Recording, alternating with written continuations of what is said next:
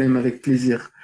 Du coup, je pense que les followers vous connaissent déjà. Je pense que vous êtes déjà présenté. En tout cas, si vous voulez vous représenter brièvement, juste pour ceux qui n'étaient pas là la dernière fois.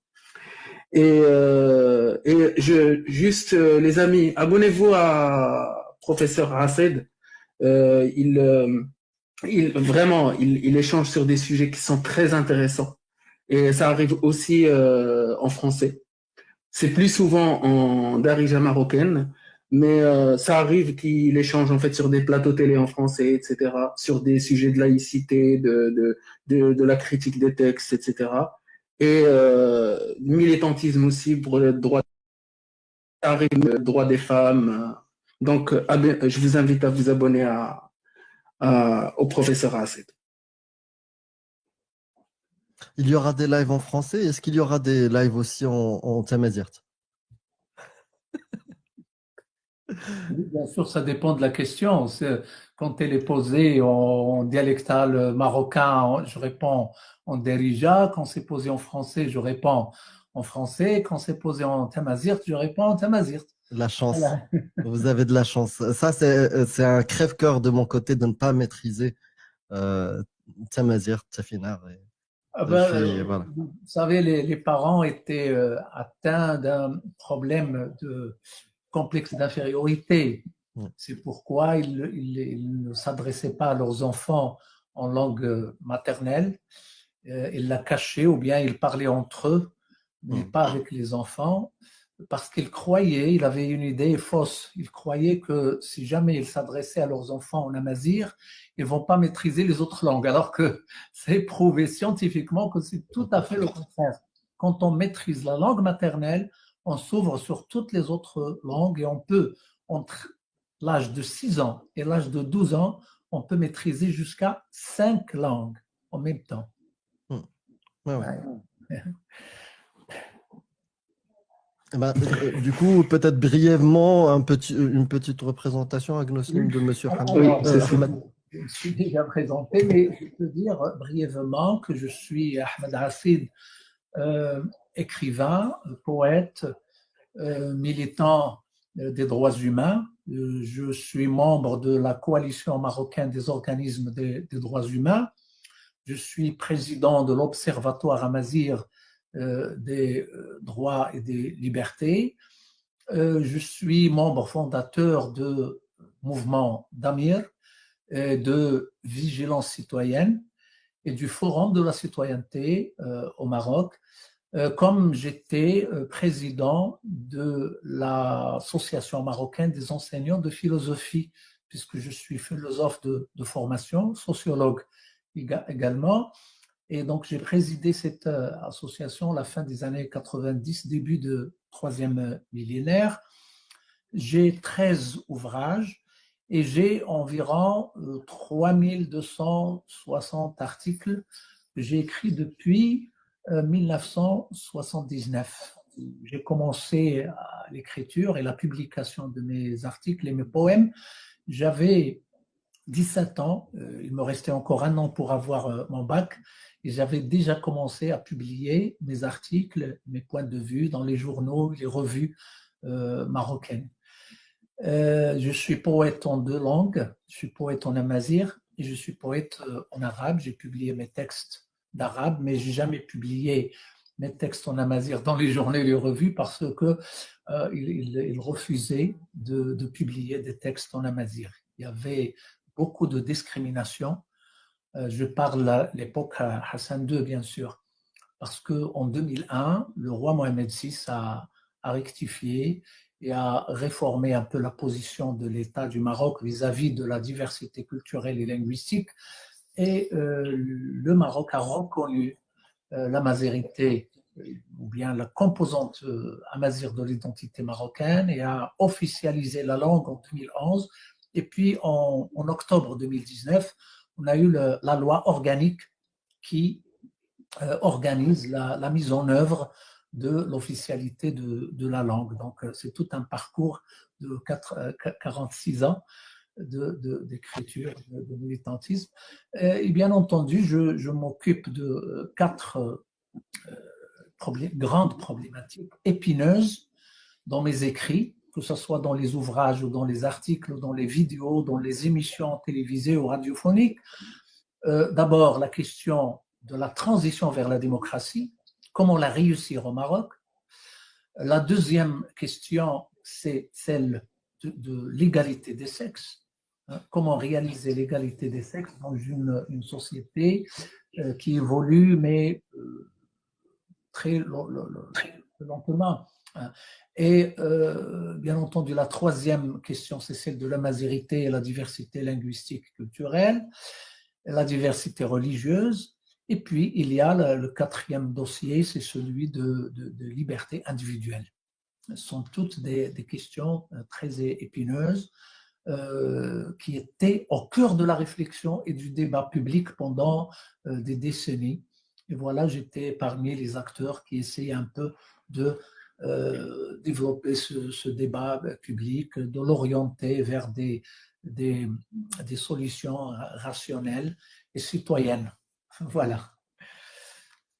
Parfait. Très bien. En plus, bien résumé. On m'entend bien? Très bien. Ouais, si tu peux baisser un tout petit peu ton micro, parce qu'il y a une différence entre vous ouais, deux. je pense que c'est bon, comme ça. Là, c'est parfait. Très bien. Parfait.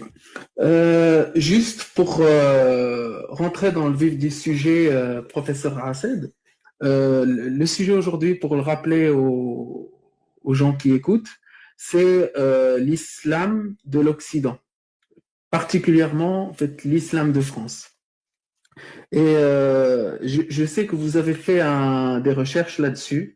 Vous avez publié, je pense, quelque chose ou quelques revues par rapport à ça. Vous me corrigez si c'est le cas. Moi, ce que j'aimerais bien savoir, qu'est-ce que vous avez déjà publié et c'est quoi en fait le résultat de vos recherches par rapport à ce sujet-là particulièrement.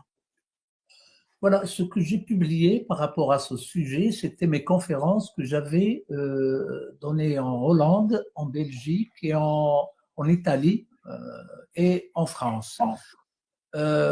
Des associations de la communauté marocaine à l'étranger m'ont invité pour débattre de ce sujet, c'est-à-dire l'islam dans un contexte occidental. Et chaque fois que je reviens, je publie mon exposé dans des revues, dans des journaux. Et aussi, il y a mes participations aux colloques organisés par les fondations allemandes ou autres au Maroc, comme par exemple Frédéric Ebert, Konrad Adenauer. Ils ont organisé beaucoup de débats sur la question et également les ambassades aussi qui organisent des débats, les universités marocaines, les écoles, les hautes écoles qui organisent également des débats intellectuels sur la question religieuse. Et justement, le 3 décembre, j'ai un débat à l'HEM, l'école l'HEM à Rabat, sur le changement social au Maroc et la question des valeurs, les valeurs notamment liberté, égalité, etc. Voilà, donc je me suis intéressé à ce sujet parce que on a des familles qui vivent dans des pays d'accueil à l'étranger et avec qui on a vécu, c'est-à-dire tous les changements à travers les générations.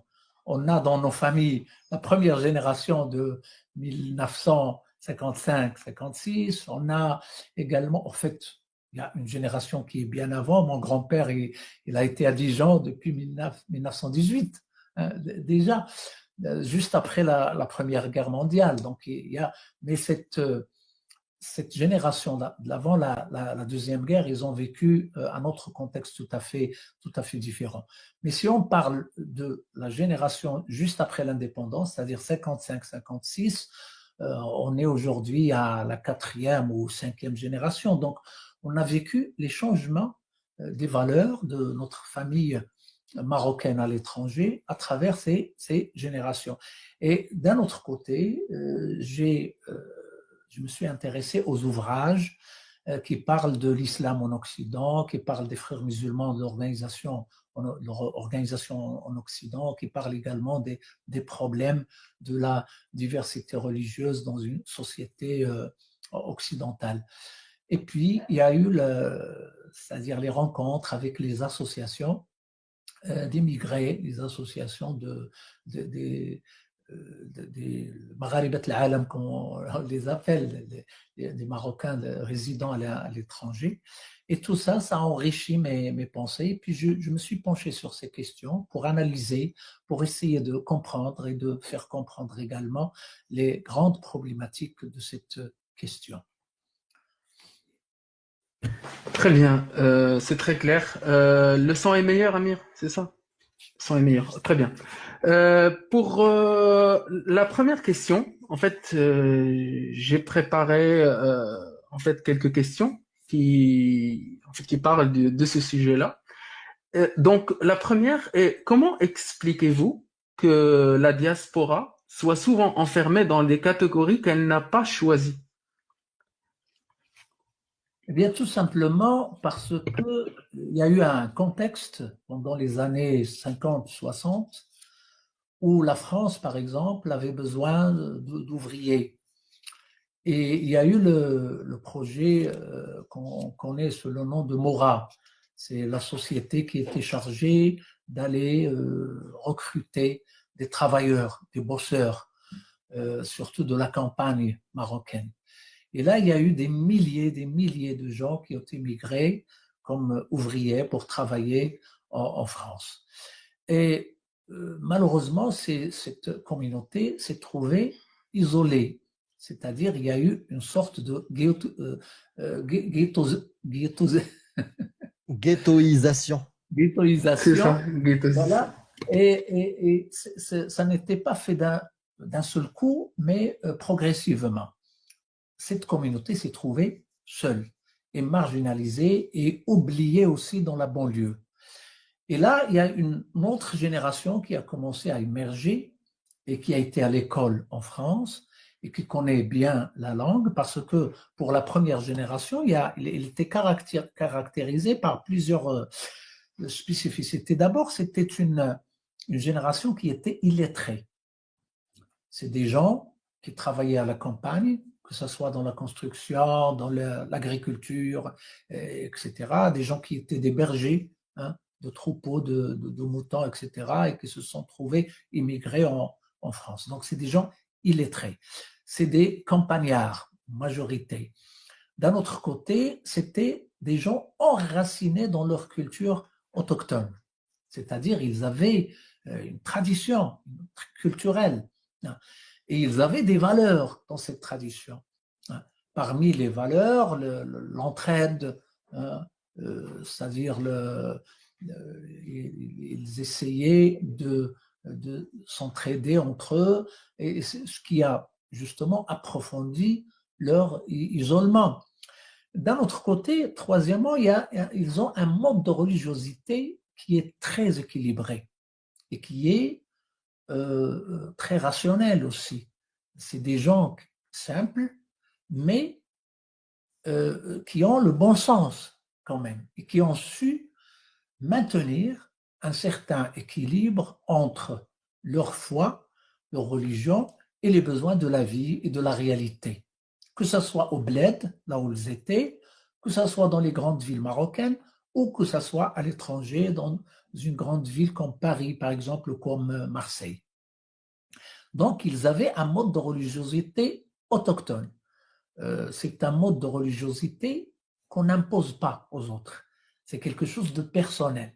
C'est pourquoi, au bled, chez nous, quand on fait la prière, on n'appelle pas les autres à la faire avec nous. Hein. Il y a des gens qui font la prière, il y a d'autres qui ne font pas. Et ceux qui font la prière ne demandent jamais aux autres pourquoi vous n'avez pas été avec nous. Jamais. Parce que les Amazirs considèrent que la religion, c'est quelque chose de personnel. C'est un choix personnel. Donc, il y a cette troisième spécificité. Il y a aussi... Si je peux juste commenter rapidement, ça me fait penser à l'ouvrage de Hicham Nostik, quand il parle de l'islam des vieilles grand-mères analphabètes dans Café al-Maghribi, le parcours de mémoire d'un apostat marocain. Quand il raconte son histoire et d'où il vient, et l'islam dans lequel ses grands-parents vivaient, c'était l'islam des vieilles grand-mères analphabètes. Et c'est vraiment ça, un islam autochtone, du bon sens, équilibré. Absolument. Oui, et très humaniste aussi.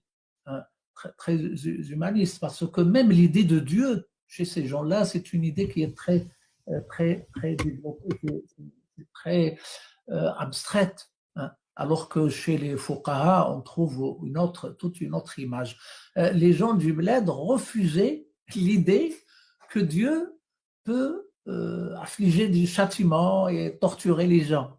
Vous voyez, ils aimaient plus l'image d'un Dieu qui est tolérant, qui pousse les gens à faire du bien, etc. Alors, il y a aussi, cette première génération se caractérisait par le fait que c'était des travailleurs pour Tamazirt. C'est des gens qui venaient en France pour travailler, mais pas pour la France ou c'est-à-dire pour rester en France. C'est des gens qui travaillaient pour Tamazirt. Tamazirt, c'est le pays autochtone, c'est le bled, quoi. Et ces gens-là, donc, ne ramenaient pas leurs femmes au début. Ils venaient en communauté d'hommes et ils travaillaient. Et chaque année, ils se rendaient au bled pour dépenser leur argent, pour investir, pour construire des maisons, pour s'occuper de leurs proches. Après de longues années, ils ont commencé à ramener leurs femmes pour s'installer dans les grandes villes de France. Et là, ils ont commencé une nouvelle vie, mais tout en restant dans l'isolement, c'est-à-dire entre eux. C'est-à-dire, ils sont en famille, ils ont leurs enfants, ils ont leurs femmes, mais ils communiquent entre eux, ils vivent entre eux, surtout le dimanche, ou bien les fêtes nationales, etc. Et cette première génération, on les appelait les invisibles. Pourquoi ils étaient invisibles? Parce qu'ils n'imposaient jamais, ils montraient jamais leur religiosité, parce qu'ils considéraient que c'était quelque chose de personnel. Hein, ça concerne personne d'autre qu'eux. Et donc, ils faisaient leurs prières chez eux à la maison. À l'époque, il n'y avait pas c'est-à-dire les mosquées multiples et les associations où on enseigne le Coran, etc. Alors, ils vivaient leur religiosité calmement, comme chez eux, au bled. Alors, les autres générations, pour ces autres générations, la question a changé, la réalité a changé. D'abord, ils sont plus des gens illettrés, c'est des gens qui connaissent la langue, qui ont appris énormément de choses dans l'école française. C'est des gens qui sont un peu déracinés. Hein. Ce n'est pas comme la première génération qui est très enracinée dans la culture autochtone. Donc, c'est des gens qui sont un tout petit peu, une petite crise d'identité qui avait commencé pour la deuxième et la troisième génération. Et puis, bien entendu, ils ont commencé autour d'eux à voir les changements. Hein, le changement, c'est-à-dire de leur famille, de la société, c'est-à-dire le regard des autres sur la communauté musulmane, etc. Et là, il y a eu cette conscience d'être négligé, d'être exclu, d'être marginalisé. Et bien entendu, ce sentiment d'exclusion a alimenté après une crise d'identité qui a trouvé son instrument de combat dans l'idéologie religieuse politisée. Parce qu'au début... En parlant, professeur, juste de cette identité-là, en fait, j'avais une question sur ça par rapport à cette identité. Pourquoi elle est plus problématique pour la diaspora que pour les franco-français, entre parenthèses de souche? En plus, ça rejoint en fait ce que vous disiez. Tout simplement, c'est à cause de cette exclusion, parce que, vous savez, quand on se sent exclu, quand on sent le racisme de l'entourage, eh bien, on a deux choses à faire. Ou bien on essaie d'exceller dans la culture de l'autre pour s'imposer, on maîtrise bien la langue, et puis on excelle dans les études, et on devient docteur en quelque chose, ou médecin, ou directeur, etc., et on s'impose. Il y a ce choix. Ou bien il y a l'autre choix qui est le recul. On recule et on essaie de se venger de la société et de l'État. Donc il y a un rejet. On sent que la société nous rejette et nous aussi on la rejette. Et là, on cherche des idéologies de combat. Il nous faut une idéologie instrumentalisée pour répondre à cette exclusion. Et malheureusement, le choix qui a été fait, ça a été pour l'islam politique et c'est un très, très mauvais choix. Parce que la dernière chose à laquelle notre communauté musulmane doit penser pour faire face à l'exclusion, au racisme, c'est un mode de religiosité fanatique, parce que c'est très dangereux. C'est ce qui a alimenté après la montée de l'extrême droite. Moi, j'étais en France en 81, puis en 84, 85, j'étais à Aix-en-Provence, puis après j'étais à Paris pour 2 mois, et là j'ai remarqué que on parlait de Jean-Marie Le Pen et on parlait de l'extrême droite, ils avaient 2%. Ils dépassaient jamais les 2% dans les élections. C'est-à-dire, les Français, les vrais Français, considéraient que cette tendance de l'extrême droite représentait le fascisme. Et on utilisait le mot fasciste pour parler de Jean-Marie Le Pen ou des autres leaders de cette tendance. Aujourd'hui, tout a changé. Pourquoi? Parce qu'il y a un rejet mutuel. Mais, vous savez, cette 3e ou 4e génération, il s'est passé quelque chose aussi concernant l'identité. C'est qu'ils ont commencé à couper les liens avec le pays d'origine. Contrairement à la première génération qui était très enracinée, très attachée au bled, la deuxième aussi un petit peu, mais à partir de la 3e, 4e, ça a été tout à fait le contraire. On a remarqué cela dans nos familles. Ils ne viennent plus, les jeunes de ces générations-là ne viennent plus au bled. Et puis quand ils viennent, ils commencent à se sentir étrangers. Donc, ils se sentent rejetés en France, ils se sentent étrangers au bled, chez eux.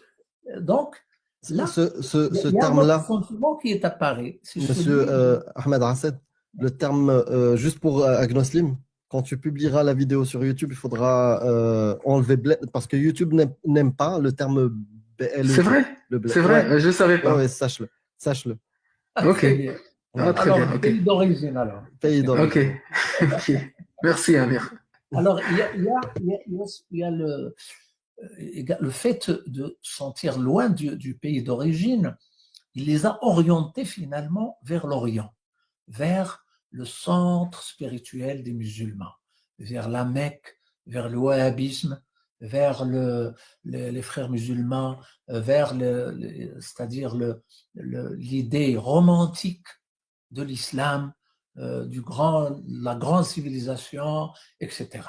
Et là, le délire a commencé.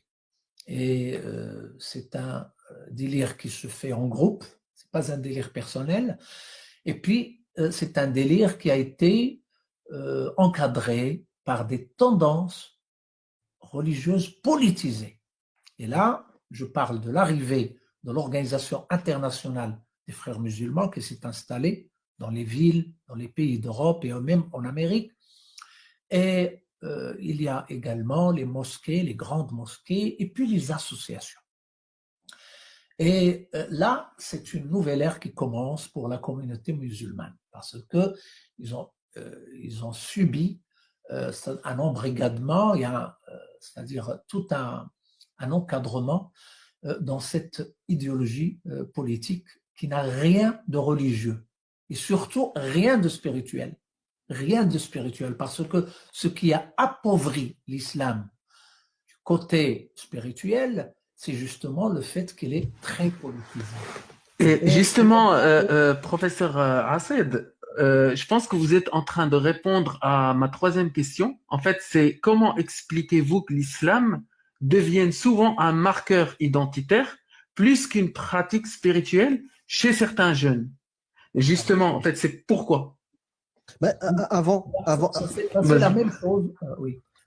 monsieur, juste avant d'aller plus loin sur cette direction Agnoslim,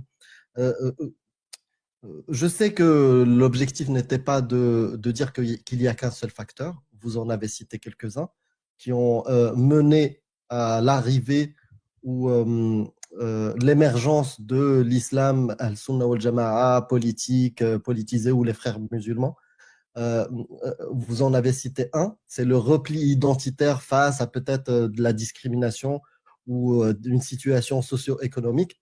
Mais au-delà de ça, moi j'ai toujours vu les pays d'origine comme le premier laboratoire qui permet une forme de ruissellement d'idéologie. C'est-à-dire qu'entre-temps, la première période dont vous avez parlé, celle des premières générations, qui se passait en France, entre-temps, dans nos pays d'origine, Maroc, Algérie et autres, il se passait des choses dont on avait parlé la dernière fois, c'est-à-dire l'arrivée des satellites, l'arrivée de la salafia, du wahhabisme, de l'islam politique. Et cet islam politique qui est arrivé en France, comme vous avez dit, il y a une arrivée directe dans les mosquées, via les associations, comme vous avez dit, mais il y a aussi l'importation de cet islam via le pays d'origine, parce qu'à ce moment-là, les liens étaient encore existants entre les personnes qui étaient en France, les Marocains de France, les Algériens de France, les Tunisiens de France, et leur pays. Et du coup, il y a eu une importation de ce nouvel islam qu'on a vu, nous, quand on a grandi au Maroc. On a vu le changement dans la société, nos mères qui ne portaient pas le voile, d'un coup, elles ont vu Amr Khalid et elles ont mis le voile, et plein de phénomènes, même dans les mosquées. Vous connaissez l'histoire de Abu Hafs, et il en parle aussi, Mohamed Abdel Wahab al-Rafiqi. Il y a ça, et j'ai l'impression qu'il y a eu un ruissellement aussi qu'il y a eu en Europe grâce à cet islam qui s'est implanté dans les pays d'origine. C'est un deuxième facteur. Vous savez, en fait, ce qui s'est passé, ça s'est passé entre 79 et la fin des années 80, et ça atteint à la fois les pays de l'Afrique du Nord, Moyen-Orient, et les pays de la diaspora, c'est-à-dire l'Europe, etc. Ça s'est passé en même temps. Pourquoi? Parce qu'il s'agit d'un plan américain contre l'URSS à l'époque, contre le Muaskar Sharqi, comme on l'appelle, et c'était pour empêcher le communisme ou le socialisme de régner dans ces pays-là. Donc, on a opté pour l'instrumentalisation d'une idéologie religieuse qui peut servir à, c'est-à-dire empêcher les gens d'adopter la gauche, l'idéologie de la gauche radicale ou la gauche la gauche socialiste. Donc, les pays dont vous parlez, c'est-à-dire les pays d'Afrique du Nord, Moyen-Orient, ils ont adopté ce plan. C'est un plan américain financé par l'Arabie Saoudite, après par le Qatar. Mais dans cette époque-là, les chefs d'État croyaient pouvoir maîtriser cette vague, c'est-à-dire juste l'instrumentaliser contre la gauche et on s'arrête là. Alors ils croyaient pouvoir maîtriser. En fait, l'une des premières victimes de cette politique, c'est Anwar Sadat, le président égyptien, parce qu'il a fait un accord avec les frères musulmans pour massacrer les gens de Abdel Nasser, les restes de ce qui restait de l'idéologie de gauche, c'est-à-dire purifier, tathir, comme ils ont appelé, purifier les universités des gens de gauche, hein, et les frères musulmans l'ont fait pour le pouvoir égyptien. Mais en échange de quoi? en échange de charia, d'islamiser un peu plus l'arsenal juridique égyptien. Et c'est ce que Sadat n'a pas fait. Mais en plus, il a déclaré l'entente avec Israël et il a signé à Camp David et il a signé son arrêt de mort juste parce qu'ils l'ont assassiné juste après. Alors les autres chefs d'État également n'ont pas pu maîtriser la situation. Finalement, il y a eu ce changement. D'abord, les systèmes éducatifs et puis les changements dans la société, dans la famille, les mœurs, les habitudes des gens, etc. Et cet islam folklorique, l'islam des aspects de l'extérieur, a envahi toute cette zone. Et puis, bien entendu, en même temps, c'est pas que l'islam politique est passé des pays de l'Afrique du Nord vers la France ou vers l'Europe. C'est en même temps, les mosquées, les associations ont été plantées en Europe. C'était un plan américain et c'était aussi un plan financé par l'Arabie Saoudite. Exact. En 25 ans, l'Arabie Saoudite a dépensé 87 milliards de dollars pour ça, pour ce projet, c'est-à-dire pour véhiculer cette idéologie religieuse salafiste à travers les pays d'Europe. Et donc, il y a deux tendances en fait qui ont commencé à encadrer le Jaliya, les frères musulmans et le Wahhabiyya Salafiyya. Et c'était avec des sommes colossales de financement, très grand financement. Et donc, ça s'est passé en même temps. Mais ce qui nous frappait, nous, à l'époque, c'était que nos familles ont commencé à changer à partir de France et non pas de chez nous. C'est-à-dire ceux qui ont émigré depuis la fin des années 50 ou bien au milieu des années 60, ils ont commencé à changer juste après la fin des années 70. Et pas au Maroc.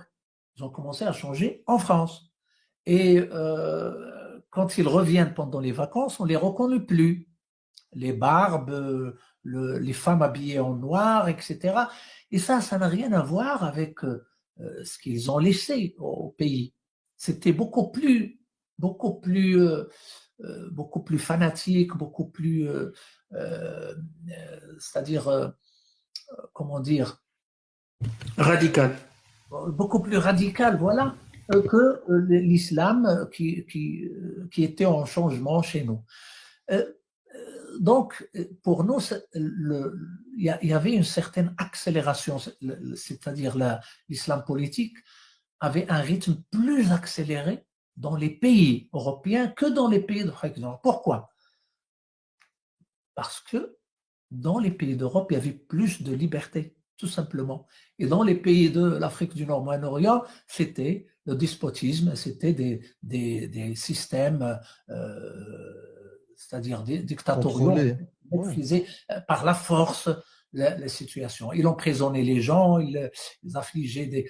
Vous voyez, alors qu'en France, un islamiste peut travailler tranquillement en France ou en Belgique, en Hollande, ou même les pays du Nord. Faire du prosélytisme librement. Oui, qu'au Maroc, parce qu'au Maroc, il a des comptes à rendre. Et là-bas, non. Donc, il y a eu d'abord les mosquées et les associations, puis il y a eu les marchés, c'est-à-dire le halal, le marché halal, etc. Il y a eu cet investissement. Et puis, les gens ont commencé à gagner des sommes colossales grâce à cette idéologie religieuse. Et c'est devenu un marché. Et quand une idéologie devient un marché qui rapporte, alors là, on ne peut plus l'arrêter.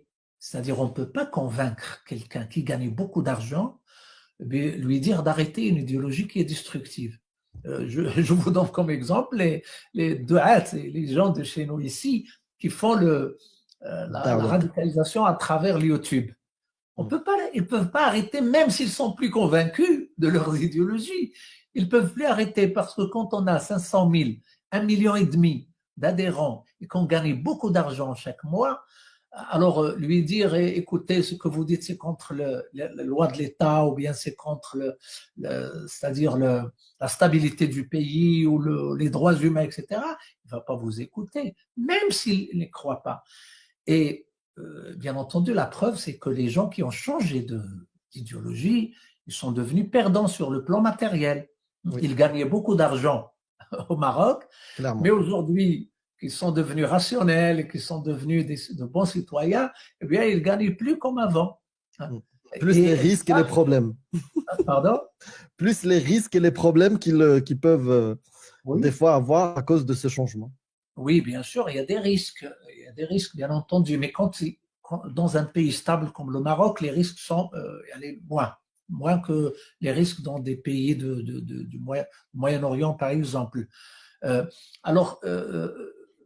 Voilà, donc l'islam en Occident, aujourd'hui, ce n'est pas l'islam des textes uniquement, mais c'est aussi un islam mondialisé. C'est une idéologie mondialisée qui est basée sur la propagande et également sur des interprétations et surtout sur l'instrumentalisation des textes qui ont des contextes qui n'existent plus aujourd'hui. Et par exemple, pour les groupes armés au Moyen-Orient ou en Afrique, les textes qu'ils utilisent, ce sont des textes qui sont liés à des contextes. Mais ces contextes-là n'existent plus aujourd'hui. On ne peut plus pratiquer ces textes aujourd'hui parce que d'abord, il y a un État-nation modèle, c'est un État moderne avec des lois positives.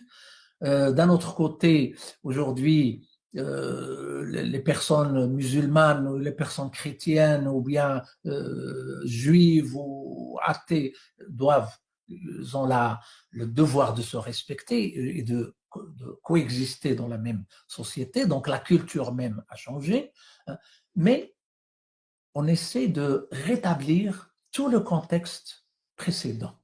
C'est comme si l'histoire se fait de nouveau, alors que c'est impossible. Et puisqu'il force la réalité pour refaire cette histoire, il y a beaucoup de massacres, il y a beaucoup de sang qui coule, il y a beaucoup de crimes. Il y a bien entendu, c'est-à-dire des États, des régimes qui tombent, qui s'écroulent, comme en Syrie, comme au Yémen, comme en Libye, etc. Donc, il y a un malaise identitaire, il y a un traumatisme civilisationnel. Chez nous, il est dû à l'époque coloniale, mais en Occident, il est dû au fait qu'il y a un peu de discrimination et un sentiment d'exclusion. Et on essaie de faire face à cette situation pour se donner la confiance en soi. On adopte cette idéologie qui prétend qu'on est meilleur que les autres et que les autres ne sont que qirada wa khanazir, c'est des singes et des cochons, et nous on est meilleurs, on va aller au paradis, les autres vont brûler en enfer, et ça nous donne un peu de confiance en tant que musulmans. On est meilleurs, c'est vrai que les autres ils sont meilleurs dans le domaine scientifique, la technologie, c'est-à-dire les droits sociaux, économiques, etc. Mais nous, on est meilleurs uniquement parce qu'on est musulmans. Oui, c'est le côté suprémaciste. Voilà. L'idéologie, elle est forgée comme ça. Et ça travaille les esprits. Et ça a beaucoup d'impact négatif sur les esprits de la communauté musulmane à l'étranger. Si je peux juste réagir sur un point, Agnoslim, et puis après je te laisse continuer.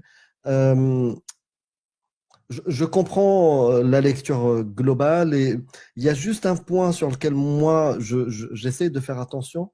Ouais. Parce que je ne suis pas là pour promouvoir un autre islam que l'islam majoritaire aujourd'hui.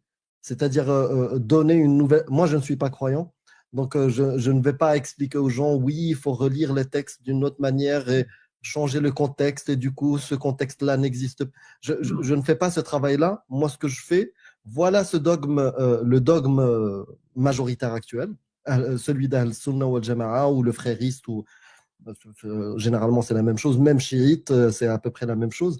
C'est-à-dire il est basé sur le Coran, sur le tafsir, sur l'ahadith sahiha et l'ijma' et des choses comme ça. Quand je lis ces textes-là, juste une lecture basique, bah c'est une idéologie qui aura du mal à s'adapter à un nouveau contexte. Pourquoi? Parce que intrinsèquement, dans le texte coranique, c'est une parole incréée, c'est une parole adaptée à tous les temps, jusqu'à la fin des temps. Et dedans, il y a des injonctions et des ordres.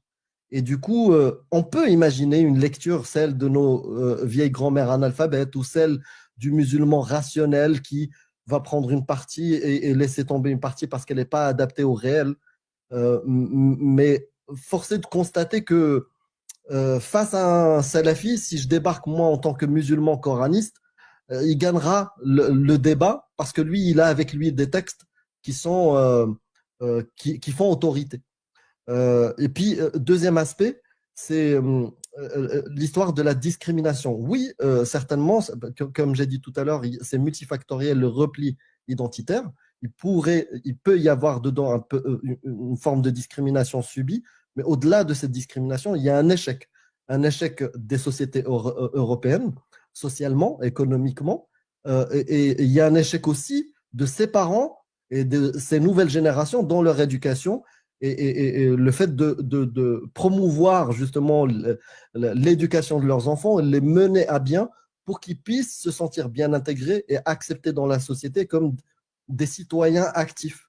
On ne peut pas toujours avoir cette posture, c'est pas la vôtre, hein, Ahmed. Je parle des gens qui vont brandir surtout la discrimination et ne pas se remettre en question et se dire on a aussi une part de responsabilité, celle d'éduquer nos enfants, faire en sorte de promouvoir la rationalité, l'esprit critique, la science, les langues, l'histoire, la musique et plein de choses qui permettent aux enfants de se sentir citoyens.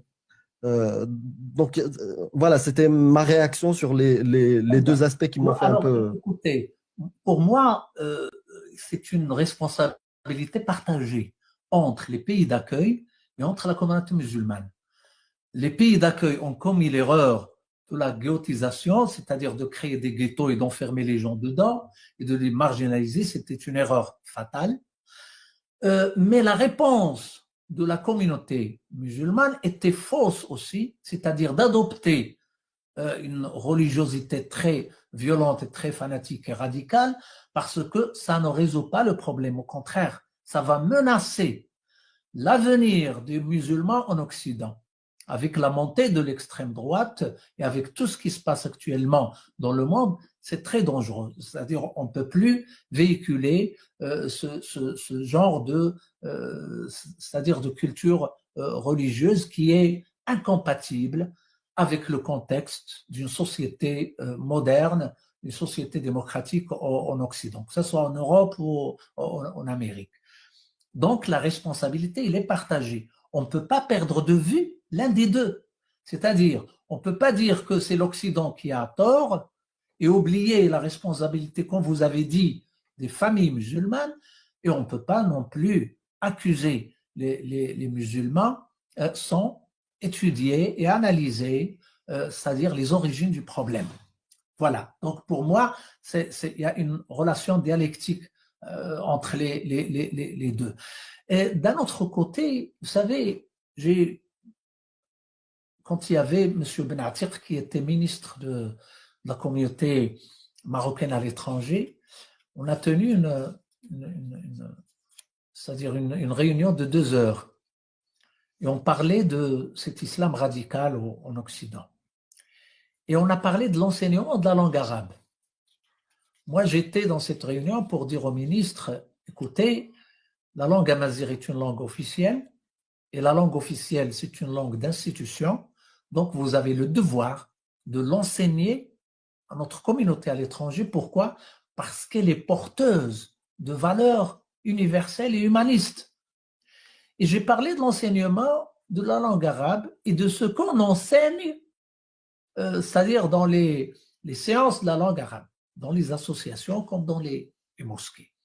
Et là, il m'a répondu en disant, et c'est vrai ce qu'il a dit, je sais que c'est vrai, il a dit, écoutez, 99% de notre communauté à l'étranger nous demande l'enseignement de la langue arabe pour une seule raison, pour que leurs enfants restent musulmans.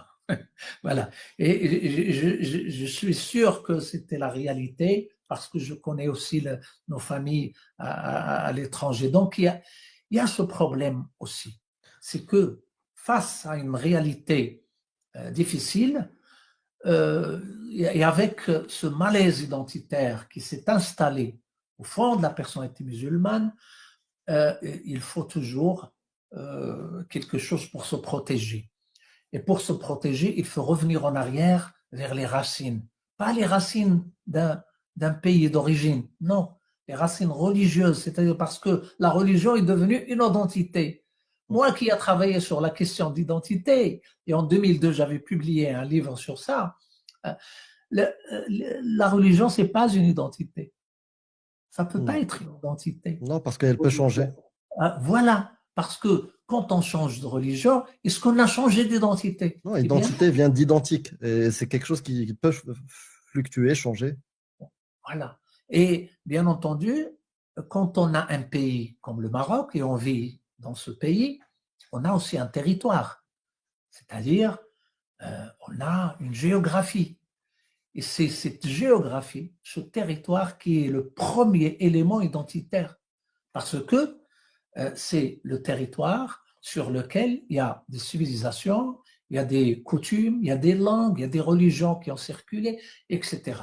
Donc notre identité, ça vient du territoire. Quand on est né en France, on devient français de nationalité. Mais c'est impossible qu'on reste sans rien avoir avec le territoire. C'est grave. Et tout ça parce qu'on se considère qu'on est venu d'ailleurs et qu'on a une religion qui nous sépare des autres. Une religion qui nous dit, écoutez, il ne faut pas que vous vous mélangiez aux autres parce que vous êtes meilleurs, parce que vous allez vous souiller si vous vous mélangez à Al-Qirada ou Al-Khanazir.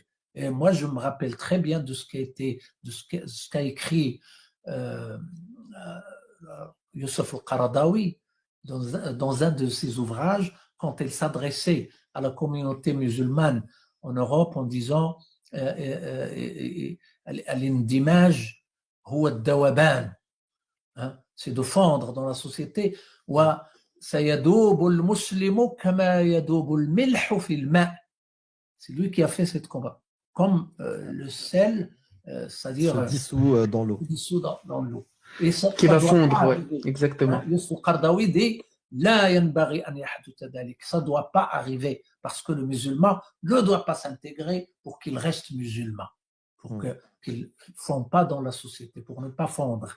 Donc cette idée-là, c'est une idée qui empêche de se sentir appartenir, de sentir l'appartenance à un pays, à une nationalité, à une société, et aussi de contribuer, c'est-à-dire à la renaissance de ce pays. Vous savez, il y a un grand nombre de gens de chez nous qui ont de longues barbes et des djellabas, etc., qui ne travaillent pas, qui sont pendant longtemps dans des pays européens et qui ne travaillent pas. Ils gagnent un peu d'argent au chômage, ils gagnent un peu d'argent les enfants, tant qu'ils ne sont pas grands, etc. Et ils évitent de travailler parce qu'au fond d'eux, ils ont une idée très, très fanatique, c'est qu'il ne faut pas servir un État d'al-kufr, un État kafir. Et ça, de mécréance. Les valeurs de la civilisation d'aujourd'hui, c'est contre les valeurs humanistes, c'est contre les valeurs sociales, etc. Parce qu'on est là pour participer, on est là pour vivre ensemble, on est là pour s'accepter, c'est-à-dire agir pour le bien de tous. Mais malheureusement, cette idéologie empêche le musulman de participer et de respecter l'autre pour être respecté aussi. Parce que le respect de l'autre, c'est un principe fondamental de la démocratie et de la laïcité. Et c'est pourquoi j'ai appelé notre ministre à l'époque de enseigner la langue amazigh et d'essayer de consolider les liens entre la communauté marocaine et le pays d'origine et la culture d'origine.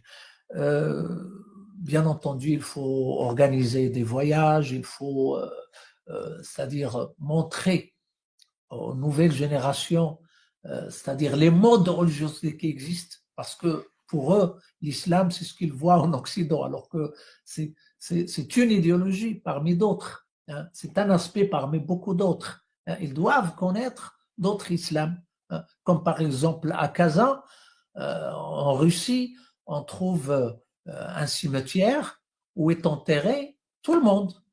Un musulman, un juif, un chrétien, un athée, ils sont tous enterrés dans le même cimetière.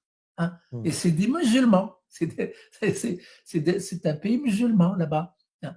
Mais ils ont ce concept, ils ont cet islam tolérant, modéré. Il y a le vin qu'on sert à table dans les familles, hein, dans la vie familiale, sans problème, alors que c'est des musulmans qui prennent du vin sans complexe. Ils ne considèrent pas que c'est haram. Donc, il y a d'autres modes de l'islam que ces jeunes-là doivent connaître. Il n'y a pas que l'islam wahhabite ou l'islam frère musulman. Alors, il y a 2 jours, j'ai lu une déclaration de Greg Bolot, je crois, comment il s'appelle, c'est-à-dire le chef de la wilaya de Texas, hein, l'État de Texas aux États-Unis. Il a fait une déclaration sur l'organisation des frères musulmans au Texas, qui ont créé des tribunaux musulmans et ont commencé à pratiquer, c'est-à-dire à couper les mains du voleur, c'est-à-dire le châtiment corporel. Et il a fait une déclaration pour déclarer que cette organisation est interdite, est terroriste, et que ça dépasse les limites. Hein. J'ai la déclaration de ce chef d'État de Texas, et ça veut dire que c'est une idéologie qui n'a pas de limite, qu'on ne peut pas arrêter. C'est-à-dire leur dire, voilà, vous ne devez pas passer ces limites-là, ou bien qu'il y a des lignes rouges, ça n'existe pas pour eux, les lignes rouges. Ce qu'ils veulent, c'est c'est-à-dire transformer les États dans lesquels ils vivent en États musulmans et de pratiquer la charia. C'est des gens qui ne sont pas heureux chez eux, c'est-à-dire en Afrique du Nord, Moyen-Orient, mais qui ne sont pas heureux non plus en Occident. Et quand vous leur dites, vous avez des droits ici, vous êtes plus libre, pourquoi vous n'êtes pas heureux? Ils vous disent parce qu'on n'a pas le droit de choisir notre mode de vie librement. Et quel est votre mode de vie? Eh ben, on veut pratiquer la charia. C'est tout ce qui leur manque. Là. Ben voilà, donc il y a toute une idéologie qui travaille l'esprit. Hein, qui les empêche à vivre et à accepter le vivre ensemble. Vas-y, Amir, si tu voulais. J'avais un point lié à ce que vous venez de dire sur la langue amazigh, la promotion de la langue amazigh. Je pense que, par exemple, au Maroc, il y avait, comme vous l'avez décrit, il y a eu un retard de reconnaissance. Et je pense que ce retard-là a impacté aussi les Marocains, et je pense même Algériens, Tunisiens en France, parce que comment on les appelle, les Nord-Africains en France? Les Arabes. Alors que c'est faux. C'est comme disait Katb Yassine, il disait si on n'est pas arabe, pourquoi nous arabiser? Si on est arabe, pourquoi nous arabiser? En fait, au final, quand il y a ce repli identitaire, quand il arrive, bah, ils font pas un repli identitaire vers leurs origines amazighes, l'histoire de leur pays ou des choses comme ça. Ils disent arabe, Arabie, islam. Et du coup, il y a cette nouvelle identité internationale, celle de l'islam, celle de l'arabe. Alors que pour la majorité d'entre nous, on est d'abord amazigh.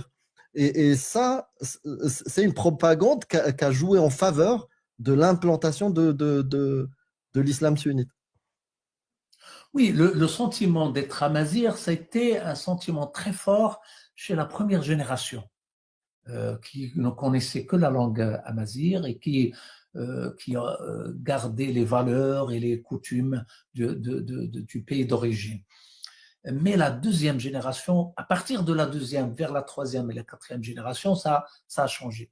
Pourquoi ça a changé? Parce que d'abord, les liens avec le pays d'origine sont devenus très faible, et puis parce qu'il y a une alternative qui s'impose, c'est cet islam mondialisé. Donc le seul islam que connaissent ces générations-là, c'est l'islam mondialisé, l'islam frère musulman, wahhabisme. Bien entendu, la culture autochtone peut jouer un rôle, mais il faut qu'il y ait cette volonté politique de la part des pays d'origine et de la part des pays d'accueil également. Alors, pourquoi la France considère que c'est des pays arabes, alors qu'il sait très bien que ce sont des Amazirs? Pourquoi? Parce que les grands chercheurs, les grands savants en anthropologie, en histoire, en sociologie, en linguistique, qui ont insisté sur l'aspect amazir de la culture et de l'identité de l'Afrique du Nord, c'était des chercheurs français qui ont travaillé sur le Maroc, sur l'Algérie, sur la Tunisie. Par exemple, je cite là le grand, c'est-à-dire savant encyclopédique, c'est Stéphane Xel, 8 volumes sur l'Afrique du Nord, sur l'histoire de l'Afrique du Nord, 8 volumes, gros volumes, hein. C'est lui la source de toutes c'est-à-dire les données historiques, anthropologiques concernant les civilisations des Amazirs. Il y a Gabriel Camp également, l'anthropologue. Il y a Henri Terrasse. Il y a aussi Henri Terrasse, il y a Charles-André Julien. Ce sont les grands fondateurs de la sociologie et l'anthropologie coloniale qui ont parlé que de l'Amazir et des Amazirs. Donc, il n'y a pas un pays qui connaît cette vérité plus que la France. Mais sur le plan politique, ils disent arabe. Pourquoi? Comment on explique ça? Eh bien, tout simplement parce que la France, c'est un modèle jacobin de l'État-nation. C'est-à-dire un modèle qui est basé sur l'exclusion des éléments de la diversité. Il y a une seule langue, hein, il y a une seule culture, une seule identité, hein, tout est français. Et dans la Constitution française, il y a le français et la langue de France. Et on a reconnu les langues régionales que dernièrement. Vous en souvenez peut-être. Hein, on a reconnu l'existence de langues régionales que dernièrement, quand ils ont réussi à les effacer. Parce qu'il y a plusieurs dialectes en France qui ont disparu. Hein. Et donc, on parle de nous en France comme arabes parce qu'ils nous regardent d'un œil jacobin, hein, à travers le jacobinisme de l'État. Et vous savez. Je pense aussi que les gens aussi se présentaient en tant qu'arabes. Par méconnaissance et par ignorance. Par ignorance, mais la première génération, ils ne se présentaient pas comme arabes. Après, puisqu'ils ont entendu arabe, arabe, arabe, donc ils ont accepté. Mais, c'est-à-dire, quand on demande à la France de respecter la langue amazigh parce que c'est la deuxième langue après le français en France, c'est pas l'arabe, c'est l'amazigh, la deuxième langue, hein, c'est-à-dire des millions de gens, de familles et de gens, hein. Ils considèrent que ça peut menacer la cohésion sociale des Marocains ou des Algériens. Parce qu'ils pensent en jacobinisme, c'est-à-dire quand vous parlez d'une autre langue que l'arabe officiel, donc vous menacez ces pays de division. Et vous savez que dès que la constitution marocaine a reconnu l'amazighrité comme langue officielle, j'ai été appelé par monsieur l'ambassadeur de France à Rabat, qui m'a invité à déjeuner et m'a demandé de ramener avec moi 4 autres personnes. Donc on était 5, je les ai choisis, les gens de l'élite amazigh, c'est-à-dire qui sont membres de l'IRCAM, membres du conseil d'administration de l'IRCAM, etc. Et on a déjeuné avec monsieur l'ambassadeur. Alors, c'était quoi les questions qu'il avait?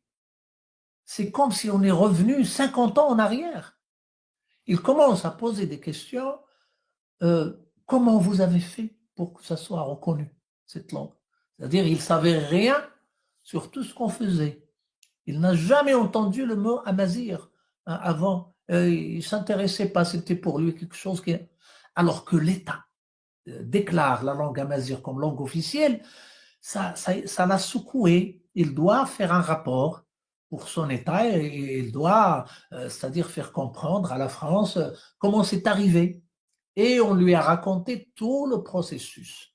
Et on lui a dit, voilà l'origine du mal, c'est le modèle français, justement, parce que le Maroc, il est différent de la France.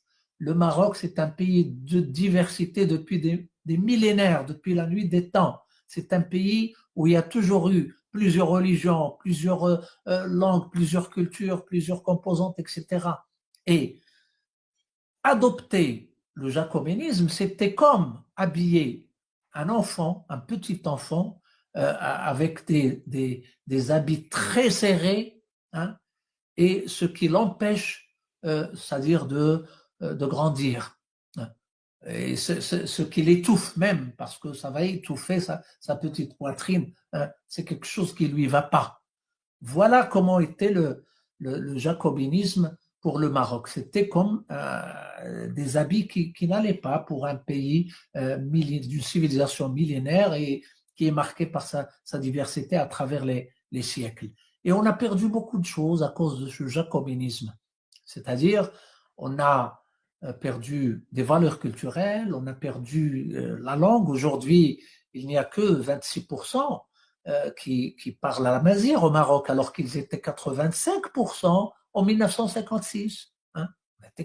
On a perdu les 2/3, hein, en 50 ans. Et ça, c'est grave. Ou plus de 50 ans, c'est-à-dire 65, 68 ans. Et ça, c'est très grave parce que l'arabisation, c'était une idéologie politique qui visait à changer l'identité du pays. C'était pas pour mettre l'arabe, la langue arabe à la place du français, parce que ça n'a jamais été fait. Le français est toujours là. Mais l'objectif, c'était d'arabiser l'identité du pays. C'est pourquoi on interdisait les prénoms dans le bureau de l'état civil, les prénoms amazighs. C'est pourquoi on changeait les toponymes d'une langue à une autre. C'est pourquoi on interdisait d'écrire en alphabet tifinagh dans le milieu public. Et ceux qui l'utilisaient étaient emprisonnés. Les journaux, les médias. Dans les médias, etc. Donc, tout ça a changé aujourd'hui, après le discours d'Ajdir le 17 octobre 2001. Mais on a perdu beaucoup de choses. Et surtout, puisqu'on parle religion et idéologie religieuse, on a perdu ces valeurs de religiosité modérée et équilibrée qu'on avait au bled. Pour nous, la laïcité ou la sécularisation, ça ne vient de nulle part. C'était la culture de nos ancêtres. Et la preuve, c'est Azrf. On a fait la collecte de tout le droit coutumier amazigh du Maroc, du Rif jusqu'au Sahara. On a fait la collecte. Il n'existe aucune loi amazigh qui appelle à pratiquer le châtiment corporel. Le corps humain était sacré chez nos ancêtres. Et c'est une grande valeur. Il n'y a pas la peine de mort chez nos ancêtres. Hein. C'était des musulmans qui ne pratiquaient pas la charia sur ce niveau-là. Et on peut retrouver ça où, Monsieur Ahmed, la source de cette étude-là sur les punitions et les châtiments et la juridiction amazigh? C'est des études qui ont fait la collection du droit coutumier, c'est-à-dire le droit positif amazigh. Il y a plusieurs, je vais vous citer les références. D'abord, il y a le travail colossal qui a été fait par l'organisation Tamainout, qui est la plus grande association amazigh du Maroc, avec 36 sections. Il a fait un travail en partenariat avec l'Organisation mondiale du travail. C'est la collecte du patrimoine amazigh en matière de droit coutumier. Ils ont publié le livre avec le titre « Le droit coutumier amazigh ». Voilà, il y a des textes, il y a c'est-à-dire les textes de droit de Azrf dans le livre. Il y a aussi le travail colossal qui a été fait par Maître Ahmed Arhamouch, qui est avocat à Rabat, et qui a fait une thèse sur le droit coutumier amazigh et sur les lois positives amazigh. Il a fait également une collecte qu'il a publiée sur 3 tomes. Et il a publié un livre intitulé Nidam al-Adala fi al-Qaba'il al-Amazighiya, Nidam al-Adala, c'est-à-dire le système de justice chez les Amazighs. Il y a aussi la thèse de doctorat intitulée Al-Wah Jazula. Al-Wah Jazula, c'est un travail qui a été fait par le Hajj Mohamed Al-Uthmani, qui est un faqih, et c'est l'oncle de M. Sa'ad Al-Uthmani qui était chef du gouvernement avant Akhnouch. C'est un grand érudit, un grand faqih souci, mais qui a travaillé sur le droit coutumier amazigh. Il a fait sa thèse. Al-Wah Jazula. Pourquoi Al-Wah? C'est quoi Al-Wah Jazula? Jazula, c'est le sous, mais Al-Wah, c'était Al-Wah des greniers, parce que on écrivait les lois sur des morceaux de bois qu'on gardait dans les greniers, parce que les greniers, c'était des forteresses où on gardait les choses précieuses, que ce soit le blé ou l'huile d'olive, l'argan, l'argent ou l'or, tout ce qui est précieux, on le gardait dans l'Agadir. Agadir, c'est le grenier. Et c'est là-bas où se réunissaient les représentants de la tribu. Chaque tribu avait un Agadir, un grand grenier. Il avait des lois, où il y avait des lois dans l'Uh Nougadir, c'est-à-dire avec le morceau de bois d'El Agadir. Et c'est de là où vient le mot makhzan, qui signifie aujourd'hui le pouvoir. Parce que makhzan, c'est grenier. C'est là où on fait les choses. Là où on garde. On stocke, ouais, exactement. Voilà. Le makhzan, c'est Agadir. Le mot makhzan vient de Agadir. Et pourquoi c'est lié au pouvoir après? Tout simplement parce que les lois étaient dans l'Agadir, dans le grenier, et les réunions du dirigeant se tenaient à Agadir. Et il se basait sur ces lois-là pour c'est-à-dire faire les procès des gens, etc. Et tous les procès étaient c'est-à-dire des amendes. Il n'y avait pas de châtiment corporel. Il n'y avait que des amendes, le gharamat. Et il n'y avait pas la peine de mort. Il y avait ce qu'on appelle azwaj. C'est-à-dire, on demande à la personne qui a tué de quitter le territoire. Et pourquoi? C'est la peine, c'est-à-dire capitale. Pourquoi? Parce que quand on arrache quelqu'un de son territoire, c'est la punition la plus sévère. Parce que son identité, le sens de la vie pour lui, sa vision du monde, elle est liée à son appartenance au territoire de la tribu, à la terre. C'est pourquoi nous, l'identité vient de la terre, vient du territoire, et non pas d'une religion ou d'une langue. C'est plutôt… Très bien. Juste, professeur Assed, on s'est écarté un petit peu du sujet, mais c'est aussi intéressant, en fait, de parler, en fait, même de l'histoire, en fait, des Amazirs, par exemple, au Maroc. Oui, là, on parle de laïcité, c'est-à-dire on parle de comment les Amazirs géraient la question religieuse. Exactement, oui. En faisant la séparation entre ce qui est, c'est-à-dire temporel, et ce qui est spirituel, ils géraient, voilà ce que je voulais dire, c'est la conclusion, ils géraient les affaires politiques, économiques et sociales à travers la loi positive qu'ils inventaient eux-mêmes. Et ils géraient les questions religieuses à travers l'imam et à la mosquée. Ce qui est spirituel, c'est pour l'imam, mais ce qui est temporel et ce qui est terrestre, c'est Inflas qui se charge. Et Inflas, ce sont les membres de l'institution de Amrar. Amrar, c'est le chef. Et avec lui, il y a Inflas qui gérait les affaires de la communauté. Donc voilà, ça c'est un certain sécularisme qui existait bien avant. Et pour en connaître mieux, vous pouvez voir par exemple le contenu d'un livre d'un certain Mohammed Ben Brahim Tamanarti, d'il y a 4 siècles, qui a écrit au juge de Marrakech, Abou Issa Souktani, pour lui dire il y a des gens ici dans ces montagnes du Souss qui ne pratiquent pas la charia, mais ils se basent sur des lois qu'ils inventent eux-mêmes.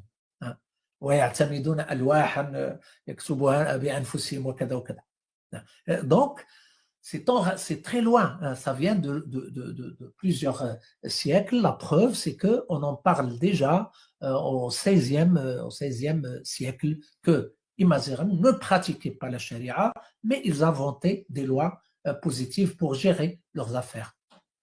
Donc, c'est les Amazirs qui ont un peu instauré la laïcité à leur façon. Alors, la conclusion. Exactement. Alors, franchement, je ne savais pas tout ça. On peut même remonter à l'époque des Almohades, quand Mehdi Ben Tomart est revenu de l'Orient, il voulait instaurer un État religieux au Maroc. Eh ben, il a fallu faire des massacres énormes. Pourquoi? Parce que pour changer la culture des tribus. Parce qu'il résistait. Les tribus berbères, amazirs, étaient attachés à leur culture et à leurs lois. Ils n'acceptaient pas les lois religieuses. Et c'est pourquoi l'État des Almohades était un État très, très violent. Il a exercé beaucoup de violence sur les tribus avec un fanatisme, c'est-à-dire incomparable. Et c'était à cause de ça. Il y a 8 siècles, il y a 8 siècles que ça, pour imposer un modèle d'un État oriental. Avec son idéologie, Ben Tomart est revenu de l'Orient, alors qu'il est de Arghan. Arghan, c'est une petite tribu, une vallée à côté de Teroudant. Il est parti de Arghan vers l'Orient. Il a étudié ilm al-kalam, le sharia, etc. Il est revenu avec une idée politique en tête.